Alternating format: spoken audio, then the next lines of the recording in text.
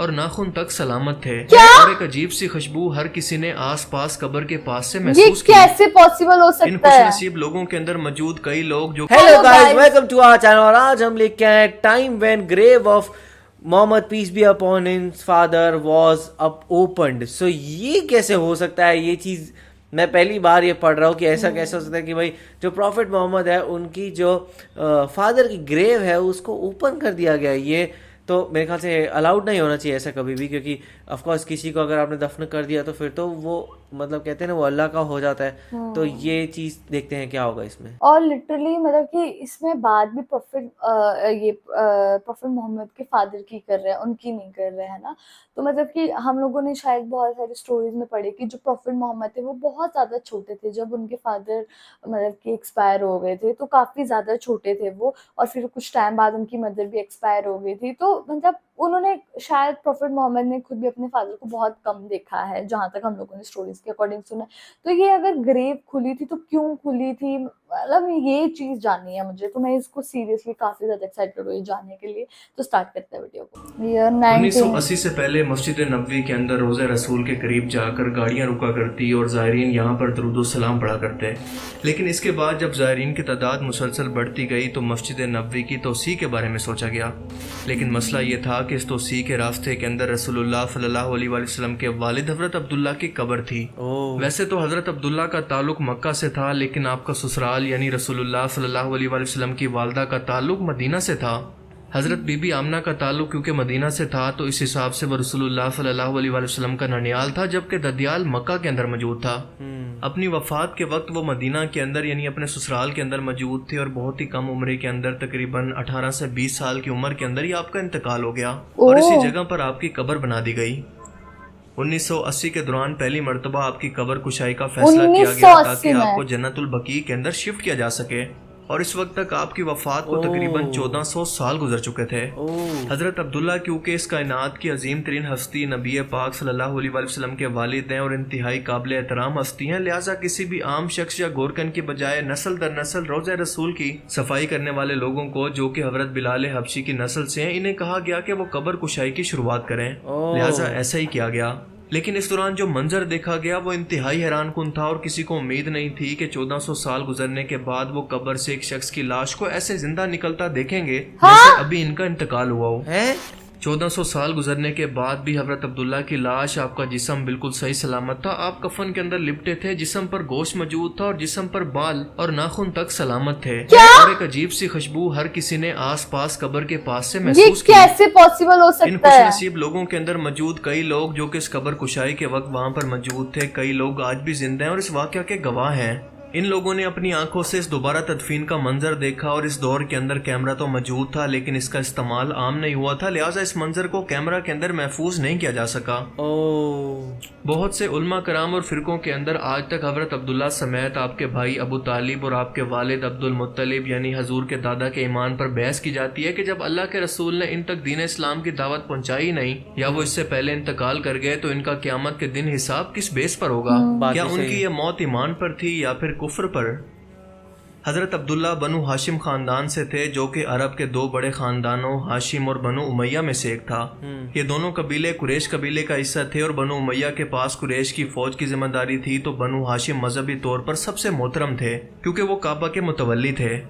طواف کعبہ کے وقت عرب کے مشرکین اللہ کے نام کے ساتھ اپنے بتوں کے نام بھی لیا کرتے، اور کعبہ کے اندر بھی 360 کے قریب بت موجود تھے. لیکن اسلامی روایات کے اندر کوئی ایسا ثبوت موجود نہیں ہے جو کہ یہ بتا سکے کہ آپ کے والد، آپ کے چچا اور آپ کے دادا بھی مشرک تھے اور انہی بتوں کی عبادت کیا کرتے تھے.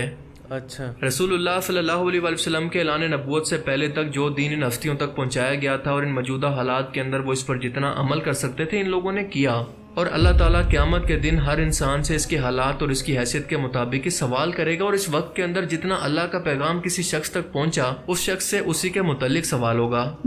مثال کے طور پر ہر شخص سے سب سے پہلے قبر کے اندر نماز کے متعلق سوال ہوگا، لیکن نماز تو رسول اللہ صلی اللہ علیہ وسلم کی امت پر فرض کی گئی ہے. تو جو شخص حضرت ابراہیم علیہ السلام، حضرت موسیٰ علیہ السلام اور حضرت عیسیٰ علیہ السلام کے دور کے اندر پیدا ہوا اس سے نماز کا سوال تو نہیں ہوگا.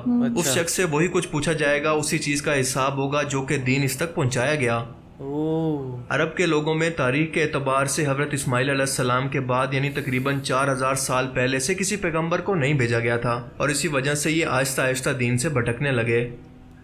قرآن کریم میں اس زمانے کو جس کے اندر کسی پیغمبر یا رسول کو ایک لمبے عرصے کے لیے نہ بھیجا جائے، اس کو دین فطرت کہتے ہیں۔ یہی زمانہ رسول اللہ صلی اللہ علیہ وآلہ وسلم کے اعلان نبوت سے پہلے آپ کے گھر والوں یعنی آپ کے دادا، آپ کے والد، آپ کے چچا وغیرہ نے بھی پایا تھا۔ سورہ یاسین آیت نمبر 3 کے اندر اللہ فرماتا ہے، جس کا مفہوم ہے کہ اے محمد، ہم نے آپ کو قرآن دے کر اس قوم کی طرف مبعوث کیا جس کی طرف دعوت حق نہیں پہنچی تھی، تاکہ آپ ان کو ڈر سنائیں۔ اس آیت مبارکہ میں واضح طور پر عرب کے لوگوں کا دین فطرت پر ہونا ثابت ہے، لیکن اس دعوے کے بعد جس نے انکار کیا وہ کافر کہلائے گا۔ اچھا، سورہ بنی اسرائیل آیت نمبر 15 کے اندر دین فطرت کے لوگوں کے لیے اللہ کا حکم ہے کہ ہم کسی قوم کو تب تک عذاب نہیں دیتے جب تک کہ ان کے اندر کسی رسول کو نہ بھیج دیں، یعنی جن کے پاس پیغمبر نہیں بھیجا گیا تو وہ عذاب کے حقدار نہیں ہوں گے۔ لہٰذا رسول اللہ صلی اللہ علیہ وآلہ وسلم کے والد، والدہ اور آپ کے گھر کے لوگ اس تمام آزمائش اور امتحان سے آزاد ہیں۔ صحیح مسلم میں ایک حدیث ہے جس کے اندر بیان ہوتا ہے کہ اللہ کے رسول صلی اللہ علیہ وآلہ وسلم کے پاس ایک شخص آیا اور آپ سے سوال کیا کہ اے اللہ کے رسول، میرے والد وفات پا چکے ہیں، وہ اس وقت کہاں ہیں؟ آپ صلی اللہ علیہ وآلہ وسلم نے جواب دیا کہ وہ آگ میں ہیں، یعنی جہنم میں۔ یہ سن کر یہ شخص غمگین ہو کر جانے لگا تو آپ نے اسے اپنے پاس بلایا اور فرمایا کہ تیرا والد اور میرے والد دونوں جہنم کے اندر ہیں، یعنی آگ میں ہیں۔ کیوں؟ اس حدیث مبارکہ کی وجہ سے بہت سے لوگوں نے اس کا یہ مطلب نکالا کہ رسول اللہ صلی اللہ علیہ وآلہ وسلم نے اپنے والد کو معاذ اللہ جہنمی کنفرم کیا، جبکہ حقیقت کچھ اور ہے۔ اس حدیث کے اندر عربی کے اندر والد کے لیے استعمال کیا جانے والا لفظ والد کی بجائے ابی کا لفظ استعمال کیا گیا ہے، جو کہ باپ اور چچا دونوں کے لیے استعمال کیا جاتا ہے۔ لیکن یہاں پر آپ صلی اللہ علیہ وآلہ وسلم اپنے چچا ابو لہب کا ذکر کر رہے تھے، جو کہ ہمیشہ آپ صلی اللہ علیہ وآلہ وسلم کا دشمن رہا۔ عربی زبان کے اندر چچا کو بھی باپ کی طرح بولا جاتا ہے، لیکن جہاں پر خاص طور پر والد کا لفظ آ جائے وہاں پر اس سے مراد صرف والد ہی لیا جاتا ہے، یعنی بایولوجیکل فادر۔ ایک اور حدیث مبارکہ کے اندر حضرت عمر کو مخاطب کر کے آپ صلی اللہ علیہ وآلہ وسلم نے فرمایا کہ عمر چچا بھی باپ کی طرح ہوتا ہے اور میرے چچا عباس کی زکوٰۃ بھی میرے ذمہ ہے۔ اس حدیث کے عربی الفاظ کے اندر بھی ابی کا لفظ استعمال کیا گیا ہے، جس کا مطلب ہے کہ چچا۔ لہٰذا رسول اللہ کے والدین اور آپ کے گھر والوں کے ایمان اور کفر کا فیصلہ ہمیں اللہ کے حکم اور قرآن کے مطابق کرنا چاہیے، اور جب اللہ فرماتا ہے کہ میں نے ان کو بخش دیا تو اس معاملے میں ہماری بحث کرنے کی کیا اوقات ہے، لہٰذا ہمیں اس معاملے پر خاموش ہی رہنا چاہیے۔ صحیح بات ہے۔ اس کی بجائے ہمیں اپنے ایمان کی فکر کرنی چاہیے جس مقصد کے لیے ہمیں دنیا میں بھیجا گیا۔ اللہ تعالیٰ ہمیں سمجھنے کی اور نیک عمل کرنے کی توفیق عطا فرمائے۔ یہ بہت شاکنگ ویڈیو تھی، بیکاز دیکھا جائے تو ہم نے یہ اس کے اسٹارٹ میں دیکھا کہ کس طریقے سے پہلے تو مجھے لگا یہ چیز ہو ہی نہیں سکتی، پر انہوں نے کہا کہ یہ ہوئی، اور اوپر سے پھر وہ کہہ رہے کہ وہ ایز جیسے ایک نارمل باڈی ہوتی ہے ویسے وہ باہر آئی۔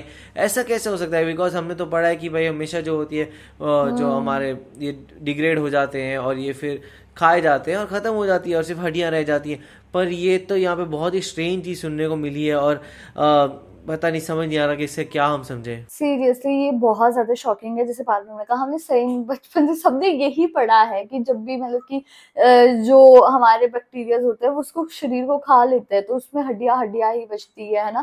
تو لیکن پتہ نہیں یہ کیسے پاسبل ہو سکتا ہے کہ 1400 سال بعد بھی ان کی ڈیڈ باڈی ویسے کی ویسی تھی جیسے مطلب کہ ان کو دفنایا گیا تھا۔ تو وہ چیز بہت زیادہ شاکنگ تھی، کیونکہ اگر آپ ایک نارمل انسان کی دیکھو گے نا، اگر آپ نے کسی کی ڈیتھ ہو گئی اور اس کی باڈی کو آپ نے کر دیا ہے، دفنا لیا، اس کے ہفتے بعد دیکھو گے نا تو آپ دیکھو گے کہ وہ ڈیگریڈ ہونا شروع ہو رہی ہے، لیکن بھائی یہاں پہ تو کچھ الگ ہی تھا۔ لیکن یہ پاسبل بھی ہو سکتا ہے کیونکہ انہوں نے بولا ہے، تو مطلب پروفٹ محمد کے فادر سے تو کچھ بھی ہو سکتا ہے یار۔ اور اوپر سے سب سے شاکنگ چیز یہ تھی کہ اس سے ان کی شریر سے خوشبو آ رہی تھی، کہ جو نارمل ڈیڈ باڈیز ہوتی ہیں ہم سب کو ہی پتا ہے کہ جب ایک شریر مطلب کہ ایک شریر ہوتا ہے جو ڈیڈ باڈی ہوتی ہے وہ کچھ گھنٹے بعد ہی وہ مطلب کہ اسمیل آنے شروع ہو جاتی ہے اس سے، لیکن یہاں پہ الٹا تھا۔ تو سیریسلی بہت زیادہ شاکنگ ویڈیو تھی۔ تو آپ لوگوں کو کیسی لگی آپ کمنٹ سیکشن میں ضرور بتائے گا، تو ایسے لائک کرتے جائے، کمنٹ کرتے جائے، شیئر کرتے اور جائیے سبسکرائب کرتے جائیے۔ بائے۔